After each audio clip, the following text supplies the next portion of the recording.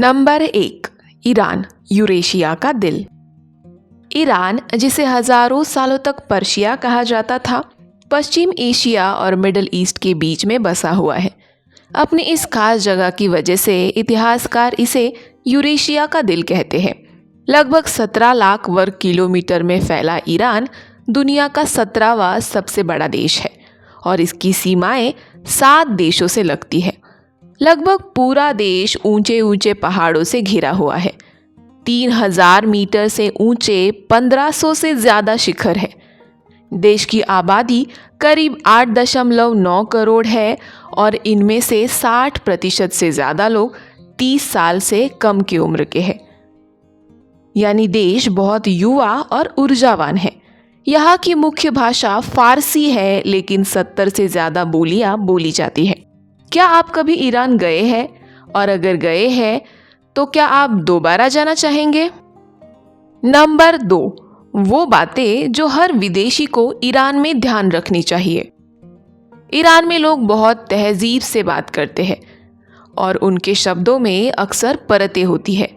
मान लीजिए कोई आपको खाने पर बुलाए या कहे कि मैं बिल भर देता हूँ, या कोई तोहफा दे, तो इसका मतलब ये नहीं कि आपको तुरंत मान लेना चाहिए।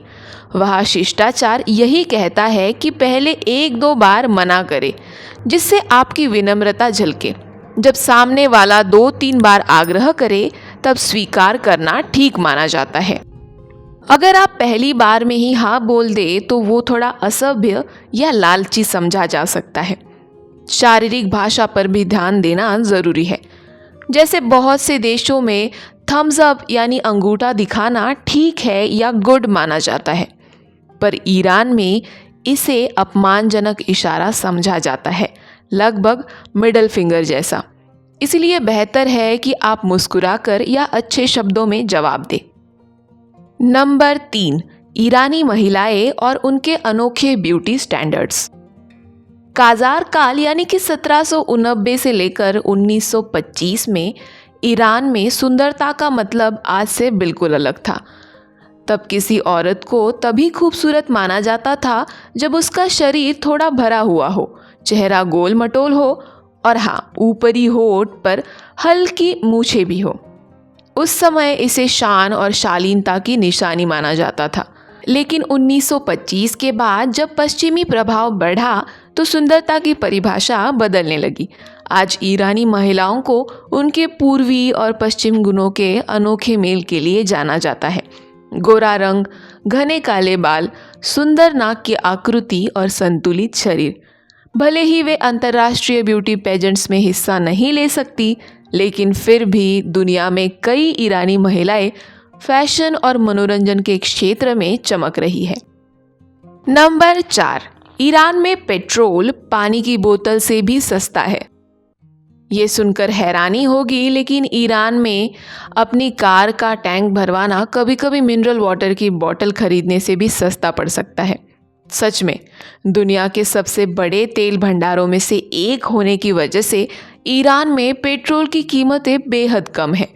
पेट्रोल यहाँ सिर्फ ईंधन नहीं, बल्कि राष्ट्रीय गर्व और आर्थिक उलझनों का प्रतीक भी है। यहाँ दुनिया के कई देश महंगी गैस और रिन्यूएबल एनर्जी की चर्चा करते हैं, वहीं ईरान में तेल ही जिंदगी का इंजन है।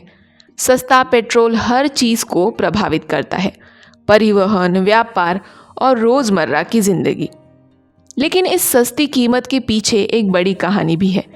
सरकार सब्सिडी देती है जिससे नागरिकों को फ़ायदा हो, लेकिन अर्थव्यवस्था पर बोझ पड़ता है। पड़ोसी देशों में दाम ज़्यादा होने की वजह से ईंधन की तस्करी की समस्या भी होती है। फिर भी आम ईरानी के लिए सस्ता पेट्रोल एक छोटी सी खुशी है। नंबर 5, प्राचीन पर्शिया का शानदार इतिहास। जरा आंखें बंद कीजिए और सोचिए, आप परसेपोलिस के गेट ऑफ ऑल नेशन से होकर अंदर जा रहे हैं। दोनों तरफ ऊंचे पत्थर के स्तंभ हैं जिन पर पंखों वाले सांड और प्राचीन निशान खुदे हुए हैं। ऐसा लगता है मानो आप उस दौर में पहुंच गए हो जिसने आधी दुनिया पर राज किया था।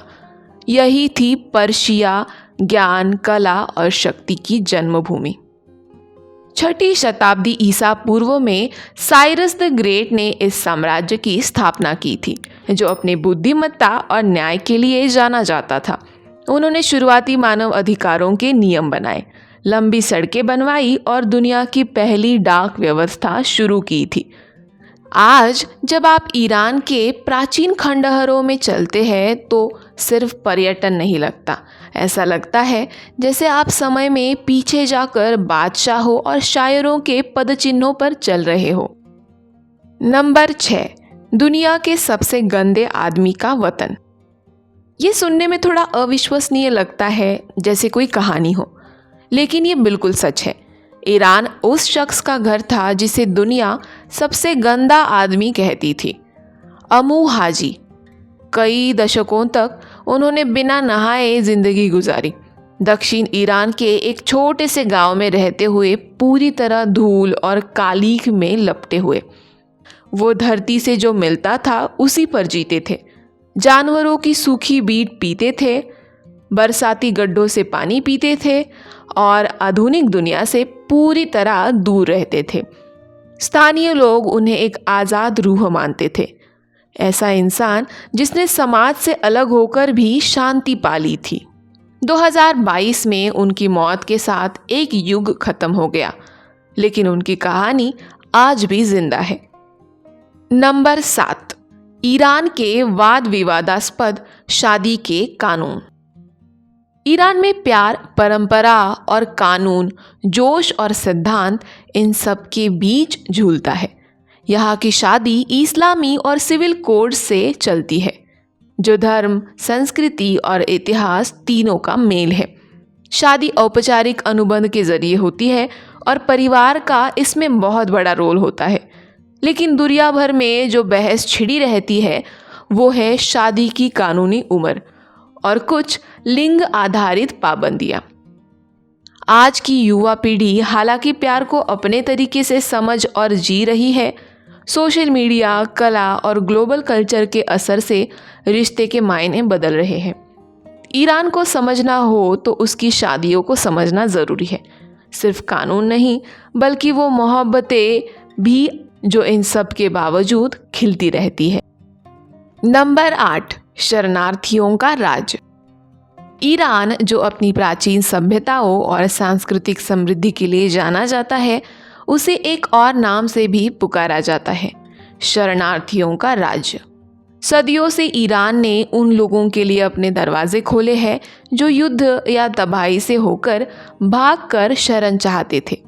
जब अफगानिस्तान, इराक या अर्मेनिया के लोग अपने बर्बाद घरों से निकले और निकलने पर मजबूर हो गए तो ईरान ने उन्हें चुपचाप पनाह दी।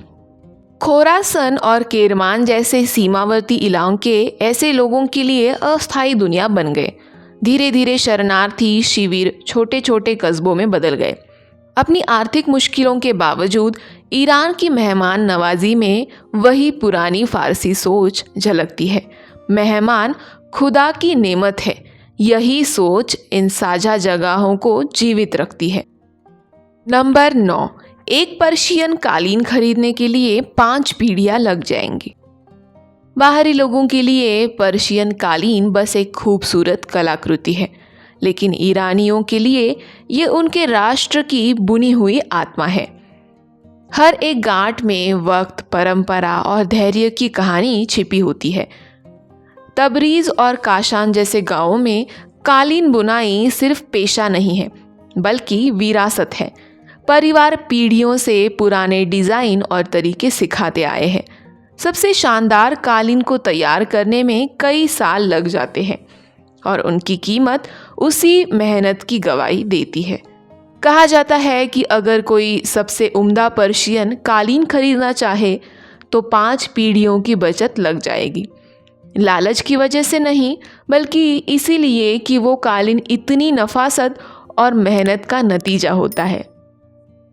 हर कालीन अपने रंगों और डिज़ाइनों में कहानी कहती है। अनार उपजाऊपन का प्रतीक है, ट्री ऑफ लाइफ अमरता का और फूल उम्मीद का। जब आप नंगे पैर उस पर चलते हैं तो असल में सदियों की कला पर चल रहे होते हो। नंबर 10, ईरान के मशहूर पर्यटन स्थल। ईरान विरोधाभासों का देश है, जहां रेगिस्तान की हवाएं बर्फ से ढके पहाड़ों के पास से बहती है और जहां प्राचीन खंडहर आधुनिक शहरों के साथ खड़े हैं। यहाँ आने वाले सैलानी असली खजाने खोजते हैं, जैसे परसेपोलिस, जो आकेमेनिड साम्राज्य की औपचारिक राजधानी थी। इसके ऊंचे स्तंभ और बारीक नक्काशी आज भी उस सभ्यता के गौरव की गूंज सुनाते हैं। इस्फहान में इमाम स्क्वायर नीले आसमान के नीचे चमकता है, जिसके चारों ओर मस्जिदें और बाजार हैं, टाइलों की झिलमिल और लोगों की हंसी से भरे हुए। कैस्पियन सागर के जंगलों से लेकर लूत रेगिस्तान की तपती रेत तक ईरान का हर इलाका एक कहानी कहता है, जज्बे, खूबसूरती और जिंदा रहने की कहानी। नंबर 11, ईरान के रहस्यमयी और अनसुलझे स्थल। ईरान के मशहूर इतिहास के नीचे एक और परत छिपी हुई है, रहस्यों से भरी हुई। जोरास्ट्रियन टावर्स ऑफ साइलेंस आज भी रेगिस्तान की धूप में चुपचाप खड़े हैं। वो जगह है जहां पुराने ज़माने में शवों को गिद्धों के लिए छोड़ दिया जाता था, ताकि आत्मा शुद्ध होकर मुक्त हो सके। केरमान के पास कालूत्स नाम की रेत की चट्टानें हैं, जो हवा के झोंकों से तराशी हुई है और देखने में किसी दूसरी दुनिया के महलों जैसी लगती है, दूर तक फैली, रहस्यमय और खूबसूरत। नंबर 12, ईरान के मशहूर व्यंजन। ईरान का खाना स्वाद, समय और परंपरा तीनों का सफ़र है। हर डिश में केसर की खुशबू, अनार के दानों की चमक और पारिवारिक मिलन की गर्माहट बस जाती है। सड़क किनारे कबाब की खुशबू और धुआं हर गली में फैला रहता है। घोर में सब्जी, हरी सब्जियों, बीन्स और कोमल मांस से बना हुआ स्टू ईरान का राष्ट्रीय व्यंजन माना जाता है, जो सुकून देने वाला होने के साथ साथ स्वाद में बेहद गहराई रखता है। फेसे नजन, जो अखरोट और अनार की गाढ़ी चटनी में पकता है, मीठे और खट्टे का ऐसा संतुलन लाता है जो जुबान पर कविता जैसा लगता है। पर्शियन खाना फास्ट फूड नहीं है, बल्कि एक धीमी, प्यार और धैर्य से भरी प्रक्रिया है। नंबर 13, ईरान के अनोखे त्योहार जिसे हर सैलानी को जानना चाहिए।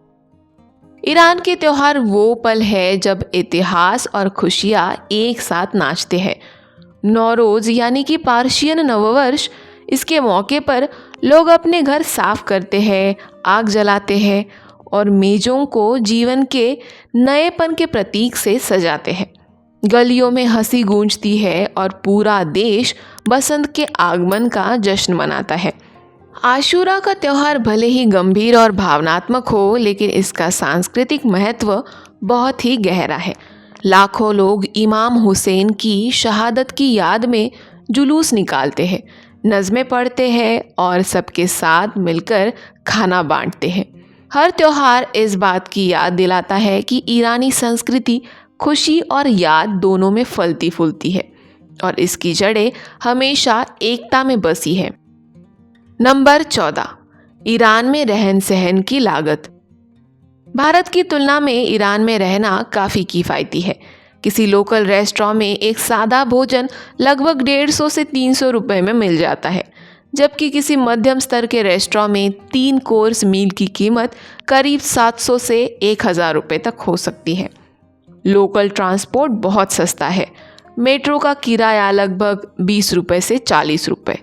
रहने के लिए बजट होटल्स में 2000 रुपये प्रति रात से लेकर अच्छे मिड रेंज होटलों में 5000 रुपये प्रति रात तक खर्चा आता है। कुल मिलाकर खाना, रहना और सफ़र सब मिलाकर एक यात्री आराम से 4000 से 6000 रुपये प्रतिदिन के बजट में ईरान घूम सकता है। यानी ये एक सस्ता और सांस्कृतिक रूप से समृद्ध गंतव्य है। नंबर 15, यात्रियों के लिए ज़रूरी सुझाव। ईरान में सफ़र करते वक्त सबसे ज़रूरी चीज़ है सम्मान, जिज्ञासा और रोमांच का भाव। कुछ फ़ारसी शब्द सीख ले, जैसे सलाम यानी कि नमस्ते या मेर्सी यानी कि धन्यवाद। स्थानीय लोग ये छोटी कोशिशें बहुत सहराते हैं। हमेशा नकद साथ रखें, क्योंकि इंटरनेशनल बैंक कार्ड ज़्यादातर जगहों पर नहीं चलते हैं। सार्वजनिक व्यवहार आमतौर पर संयमित होता है, लेकिन मेहमान नवाजी की कोई सीमा नहीं। आपको किसी अजनबी के घर चाय या खाने पर आमंत्रण मिल जाना यह आम बात है। घर में प्रवेश करते समय जूते उतारना ना भूलें और लोगों की तस्वीर लेने से पहले अनुमति ज़रूर लें। सबसे बढ़कर ईरान को किसी समाचार सुर्खी की तरह नहीं, बल्कि एक जिंदा संस्कृति की तरह देखें, जहां उदारता, कहानियां और दिल की गर्मी हर जगह महसूस होती है। हर यात्री जो यहाँ आता है वो बदल कर लौटता है, उस धरती को छूकर जहाँ अतीत और वर्तमान शांति के साथ साथ सांस लेते हैं।